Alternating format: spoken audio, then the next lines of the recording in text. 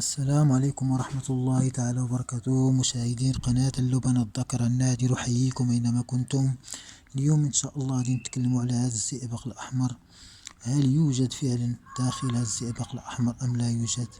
سوف نقوم بتكسير هذا الزئبق الأحمر، وهذا أيضا زئبق أحمر، هذا أيضا زئبق أحمر، ولكن سوف نقوم بتكسير هذا الزئبق الأحمر ونلاحظ ماذا يوجد بداخله.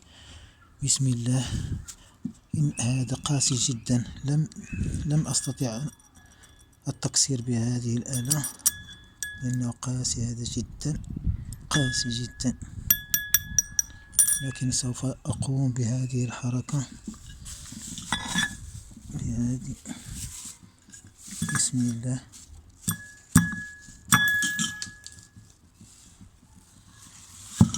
بسم الله. تم التكسير. بسم الله.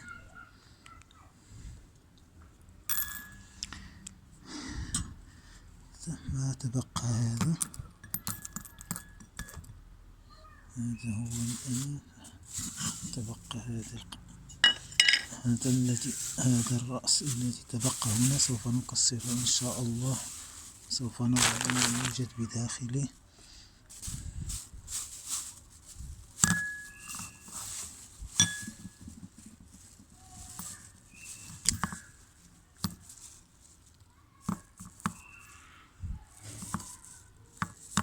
بسم الله.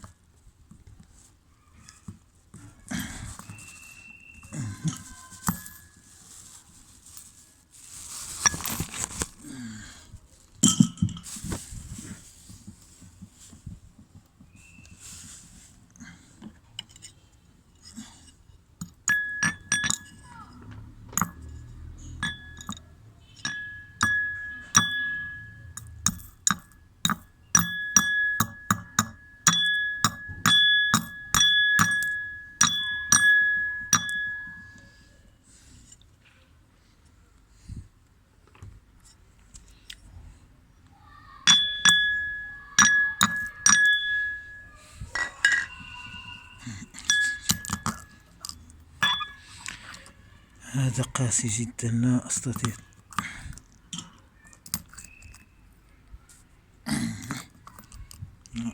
تكسير هذه الزجاجة، إنها قاسية جدا.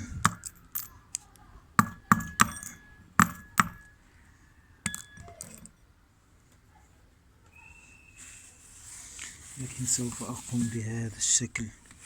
هذا هو الحل الأخير لدي، هو هذا هو الحل الأخير. سوف أقوم بتكسير هذه هنا.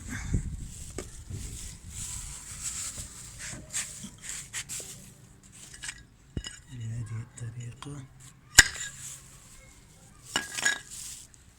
هل يوجد هناك زئبق أحمر؟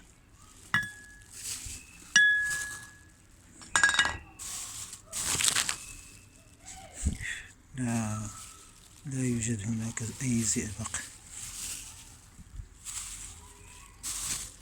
رائحة كريهة فقط.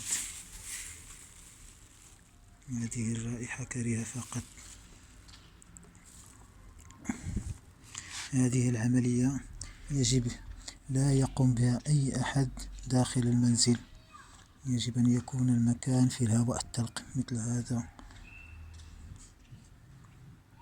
لا يوجد هناك أي زئبق أحمر. والآن هذا سوف أحتفظ به. لم أكسر هذا سوف أحتفظ به لدرجة الحرارة فقط.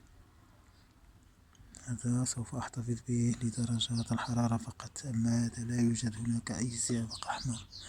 هذا ما كان لدي اليوم، والسلام عليكم ورحمة الله.